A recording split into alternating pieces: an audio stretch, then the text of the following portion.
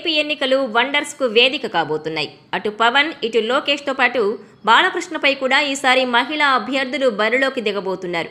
ఇంతకీ ఎవరా మహిళా అభ్యర్థులు? మహిళా అభ్యర్థుల సెంటిమెంట్ ప్రభావం ఈ ముగ్గురిపై ఎంతవరకు ఉంటుంది? Watch this south first exclusive.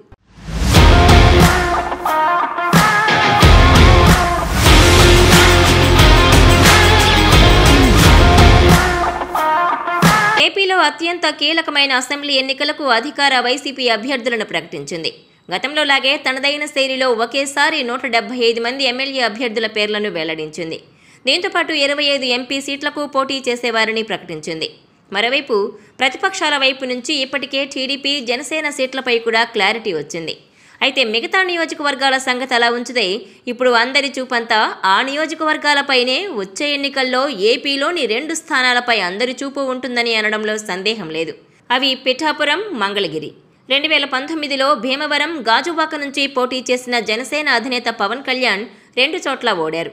TDP జాతీయ ప్రధాన కార్యదర్శిగా, నాడు మంత్రిగా ఉన్న లోకేష్ సైతం మంగళగిరిలో పరాజయం పాలయ్యారు. వీరిద్దరికీ అవి తొలి ప్రత్యక్ష ఎన్నికలు కావడం విశేషమే. అయితే అప్పటి ఎన్నికల్లో వీళ్లు ఓడింది కూడా పురుష అభ్యర్థుల చేతిలోనే. ఇక ఆ తర్వాత ప్రజాక్షేత్రంలోనే ఉంటూ వివిధ కార్యక్రమాల ద్వారా తమ పట్టును పెంచుకునేందుకు ప్రయత్నించారు. మరోసారి ఇప్పుడు ఎన్నికలకు సిద్ధమవుతున్నారు. వైసీపీ వచ్చే ఎన్నికలకు అభ్యర్థులను ప్రకటించిన జాబితాలో పిఠాపురంలో కాకినాడ ప్రస్తుత ఎంపీ వంగా గీత పోటీ చేయనున్నారు. సుదీర్ఘ రాజకీయ ప్రస్థానంలో వంగా గీత పలు పదవులు చేపట్టారు.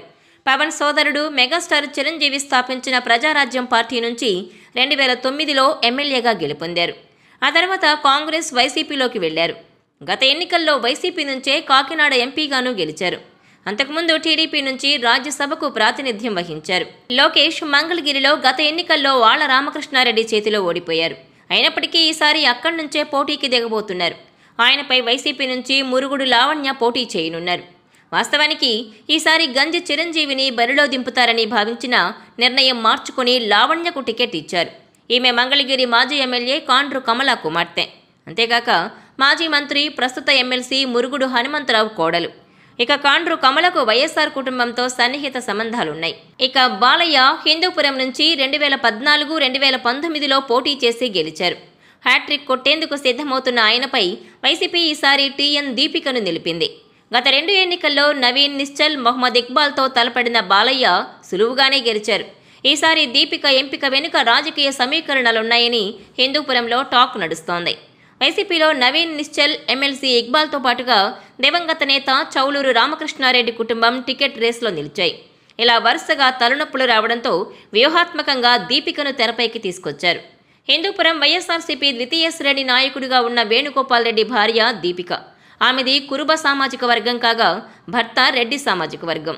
ఈ నిర్ణయంతో ఈ 2 కులాలకు దగ్గర కావచ్చన్న ప్లాన్తో దీపికకు హిందూపురం బాధ్యతలు అప్పగించారనే అభిప్రాయాలు వ్యక్తమవుతున్నాయి. మొత్తానికి 3 వీఐపీలతో 3 మహిళా నేతలు తలపడుతున్న తీరు ఏపీ పాలిటిక్స్లో హాట్ టాపిక్ అయింది.